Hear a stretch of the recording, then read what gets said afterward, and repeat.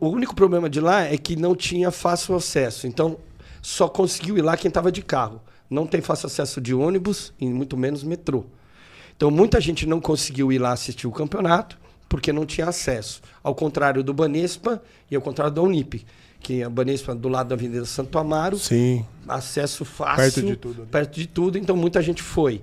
E também a Unip do lado do Metrô Paraíso, todo mundo foi. Agora lá, muita gente não conseguiu ir. Mas tivemos muitos atletas, mais de 450 atletas competindo lá, e eles passaram frio no estreantes. Aí o que eu fiz? Como eu já tinha reservado para fazer o campeonato também paulista lá, eu tinha pago 56 mil por cada evento, os 3 dias.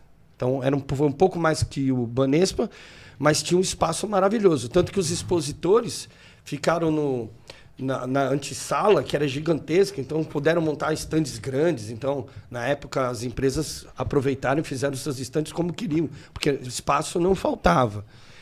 Então, também tinha lanchonete e restaurante lá no fundo, no piso térreo. Eu fiz também, ao mesmo tempo, tinha os cursos, eu coloquei nesse campeonato cursos também. Então, as pessoas que queriam fazer os cursos, eu aluguei sala, então estava tendo curso lá ao mesmo tempo do campeonato. Então o cara foi fazer o curso durava tipo 4 horas e o cara ainda assistiu o campeonato. Então foi um evento gigantesco também.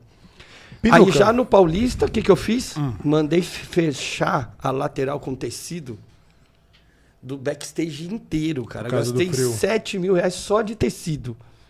Aí os caras prenderam o tecido todo na volta pro vento não bater. Então no Paulista teve menos frio. Ainda coloquei um negócio daqueles fogareiros para gerar calor, para diminuir o frio no Paulista, porque o Paulista foi depois, estava mais frio ainda. Eu quero ir para um assunto polêmico dessa parte. Eu nunca te perguntei isso.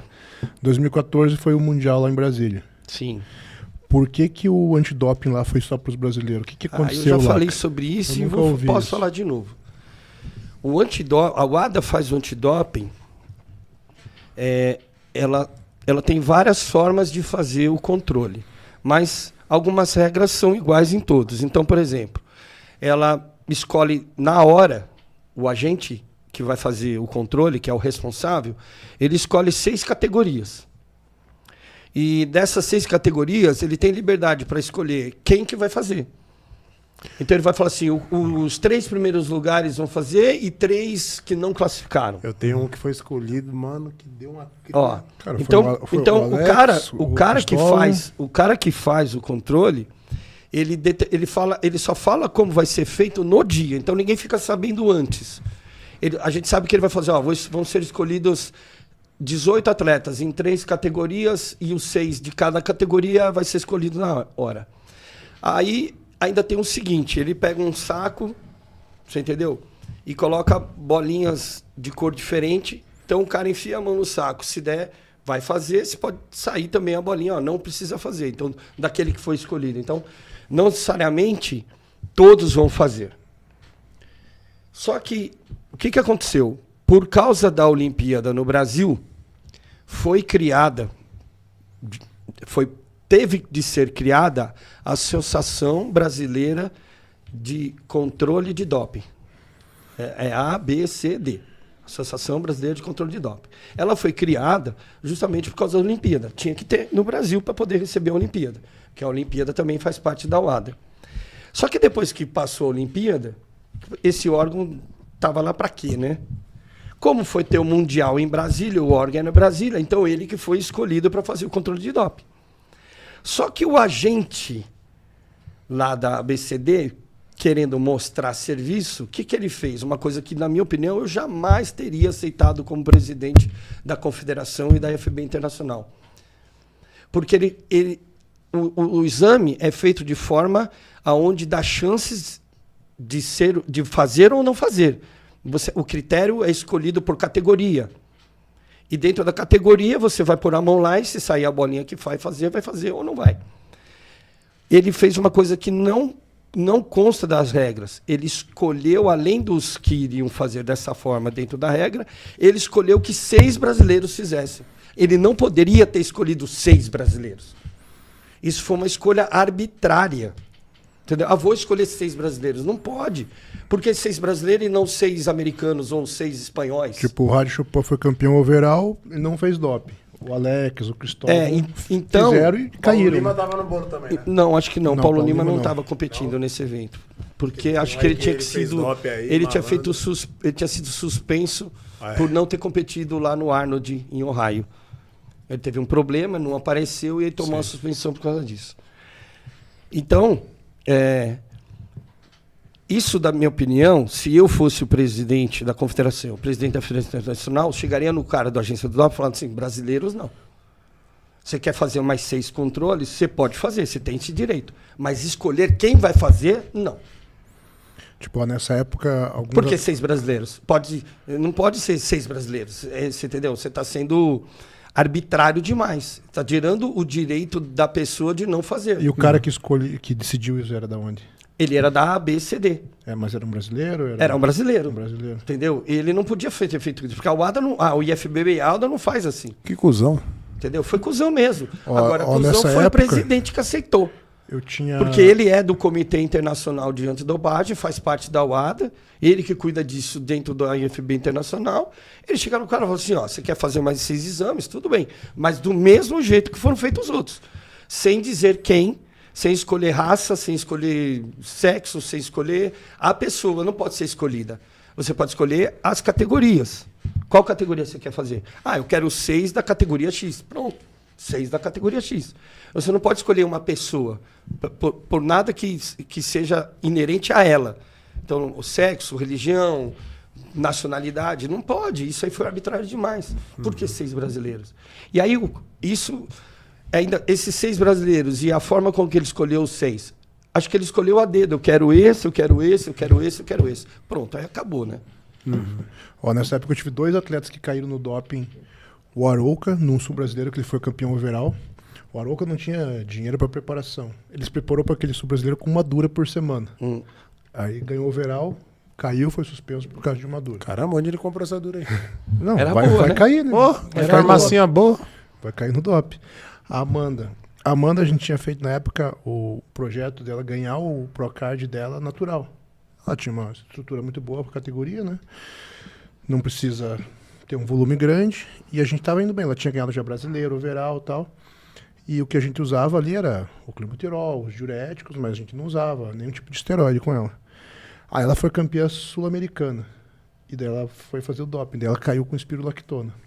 Sai a lista, tudo, suspensão e tal. Caiu com espirulactona. Então, assim, esse é o problema do esporte. Todo esporte legalizado, reconhecido mundialmente, ele tem que fazer parte da UADA. Não existe esporte aceito no mundo esportivo sem esse controle. Então, são regras internacionais do esporte. A IFBB, com essa visão de olimpismo, que era um sonho do Benny Widder, que passou para o Santonja, ele foi se filiando a todas as entidades, querendo mostrar o lado positivo do culturismo. Só que é evidente, e claro, que o culturismo competitivo usa os esteroides e usa outras drogas também. Como em qualquer outro esporte. Recentemente agora, você viu? Foi fazer o exame de doping lá no Você viu da bike, Carol? Os ciclistas lá, e 60 ciclistas saíram da competição. 130 saíram da competição. Eles informaram uma prova de ciclismo que ia ter antidoping. 130 desistiu de competir. Que furou o pneu, então, caíram, não estavam sentindo bem. Você entendeu? Então, assim, não é só o nosso esporte que usa drogas. Todos os esportes usam. A questão é se você vai ser pego no doping ou não. Tanto que ao longo dos anos eu falava isso, fui expulso do IFBB Academy porque eu falava que doping é uma grande hipocrisia do mundo. Porque só é considerado quem está dopado quem usou uma droga conhecida que é verificada. Se eu usar uma droga que ninguém conhece, eu passo no exame de doping, mesmo dopado. Resumindo, então, nas Olimpíadas os caras estão à frente. Eles estão usando coisa que ainda não o doping é uma hipocrisia, é uma tentativa de regularizar uma coisa que pode ser burlada. Mas nessa época tinha existia o controle antidoping na IFBB, mas na IFBB Academy tinha a matéria de hormônios, no fisiculturismo tinha, lembra? Ou seja, eles quiseram fazer um trabalho para poder... Na pós deles tinha matéria de hormônios. Sim. Mas... mas na pós que não era deles, né? Que é do Regis, que até hoje tem, e lá ensina um monte de coisas a respeito. Mas aí que tá. No passado, você conseguia... Quando o exame era diferente, né? Você conseguia burlar o exame. Então você tomava, por exemplo... um remédio que ia lá e mascarava o doping. Esse remédio também é doping. Sim. Então, quando descobriram. Então, é sempre uma briga de gato e rato. O último grande escândalo que teve nas Olimpíadas foi o bromantano. O bromantano é não foi o último. O penúltimo foi o bromantano, que os russos usaram para levantamento olímpico. Ninguém conhecia essa droga, os caras usaram, foram lá ganhando as medalhas, e depois de uns anos saiu o escândalo. Depois foi o THG, a tetrahidrogestrenona, que estava envolvido o Milo Sarcev e o Dennis James nessa história, porque era uma droga feita na Tailândia. E um treinador americano conseguiu ter acesso à droga, pagou $25 mil por ela, e ao invés de usar no seu atleta, ele foi lá como fala? Fez a denúncia no Comitê Olímpico Americano. Aí pegaram a droga, porque ninguém conhecia essa droga até então, era só... nos bastidores que se conhecia. Aí eles fizeram... O que eles fizeram com essa droga? Foram lá, pegaram a contraprova do exame de doping de vários medalhistas na Olimpíada e, na contraprova, eles acharam o THG. Olha que absurdo. É aquilo que eu sempre falo. Tava todo mundo dopado, só que não sabiam qual substância procurar. E não iam encontrar o que não se conhece. Porque o exame é de varredura. Então, é assim, na varredura, o exame vai procurar tais substâncias, todas elas. Se não está na lista, vai passar. Mas você sabe o que está procurando, então tudo bem. Sim. Agora, no caso que você não sabe o que está procurando, você não sabe como reagir. Então, o THG estava presente em vários atletas campeões da Olimpíada. Olha que escândalo maior. Mesmo assim, eles não puderam perder o seu título, porque eles não usaram uma substância proibida. Não estava na lista. Não estava na lista. Entrou depois que teve essa denúncia.